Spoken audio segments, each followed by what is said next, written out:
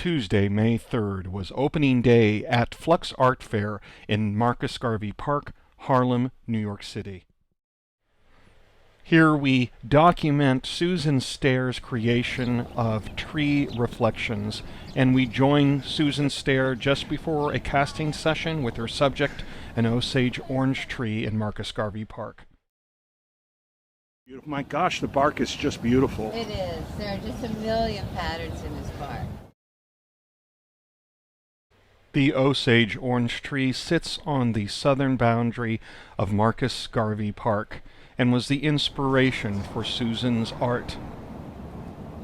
She describes the origins of tree reflections. Well, I was working on a large mural for PS 189, the Rosa Parks School, and during the process, we use the theme by the waters, like a tree planted by the rivers, we shall not be moved. So we made a 6 by 9 foot tree.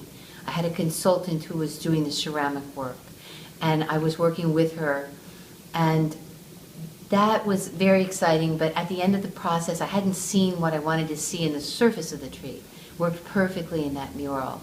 But I had 200 pounds of clay left over and decided I wanted to go out and play around with it.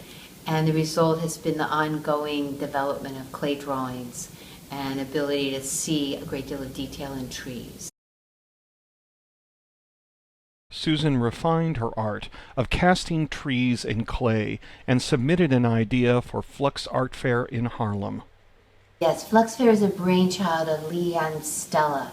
She's a director of art programs in Art in Flux, her company, and has been in pop-up galleries and is now working with some venues in galleries and has an annual art fair. This is the second year. Susan talks about finding the tree for the project for Flux Art Fair. I've been casting trees in Marcus Garvey Park for about 5 years.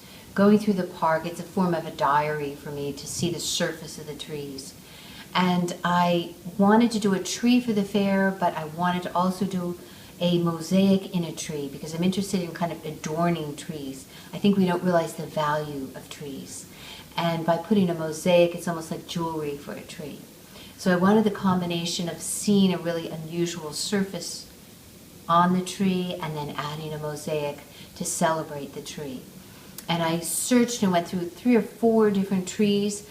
It's hard to get permission to hang things in trees. They're concerned about the trees, which is a good thing. And then I found this Osage orange tree that has branches that hang behind the fence where I was going to install. So these shapes complemented and gave me ideas for the shape of my tree that is a reflection of the tree that's right across the path. This tree has incredible bends. My piece is like a gestural drawing of a tree because the tree itself bends all over. It turns out this was the first tree that was sent back from the West in Lewis and Clark's expedition. It also was primarily used for wagon wheels because the wood itself bends without breaking, has huge tensile strength. And the orange color shows that it was rot resistant and water resistant. So it has chemicals and things within it that made it extra strong while being flexible. It also was used as a fencing all over as we were moving west in the westward expansion, and they planted it so close that it grew into itself and could hold in cattle and become borders for territories. Tree Reflections was mapped and designed by Susan, and like a puzzle, it came together. With approval from the Harlem Community Development Corporation and a grant from the Marcus Garvey Park Alliance, the project went forward with casting. This is such a dramatic tree with these really deep fissures that it'll take a lot of additional pounding, pulling.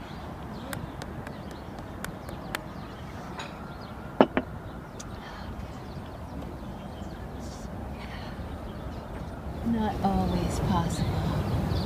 So here is the inside coming out. That looks pretty good also. Yeah,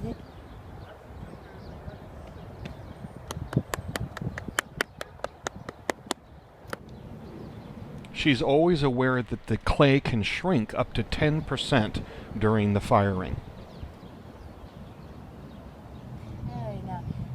thought, this is the fissure. It caught a little bit. Basically, it's a little dull, but I mean, I'm going to take that into the studio and see how it looks. She carefully lays out the pieces and inspects them. Susan had many different casting sessions with the tree.